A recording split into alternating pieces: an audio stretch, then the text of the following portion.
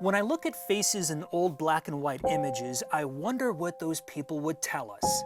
History sometimes screams at us from silent photos and archives as we make the same mistakes over and over again. Are we listening?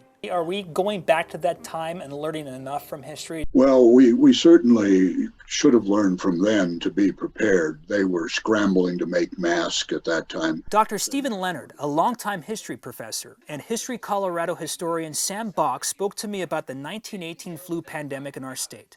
They didn't know that outdoor gatherings were a problem, and so they didn't shut those down. 1,500 people died in Denver, about 8,000 across Colorado, millions of more souls around the world. I can remember the day that my dad said he was going to call the doctor. 11 years ago on this station, we heard firsthand from Rose Worth, who was just a child in Colorado back then.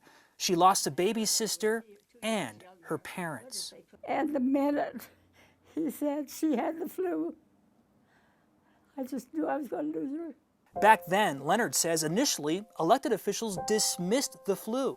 So we had a few weeks' notice that it was on its way, or likely on its way.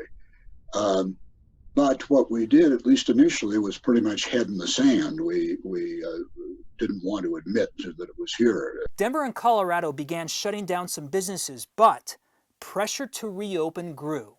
I think the mistakes that public officials made really were in lifting gathering restrictions too early. Theater owners who were financially hurting convinced public officials to let them reopen.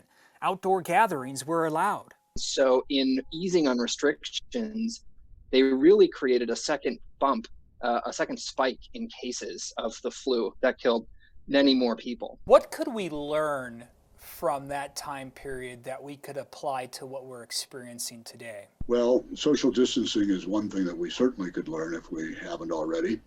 As we've seen today, not everyone has taken social distancing seriously, with Denver even citing some businesses for refusing to shut down. It's very similar. People were doing stupid things then, and people are doing stupid things now. The old cliche, history repeats itself, exists for a reason. I hate to use it in this report, but it's true. We do have the power in the present to listen to the past. So I think what's happening now is a test of our sense that we're all in this together. There is no excuse for us. We've known a lot about the 1918 flu for a long time, but nobody mentions it. So we're the victims of our amnesia. For Next, I'm Jeremy Hohola.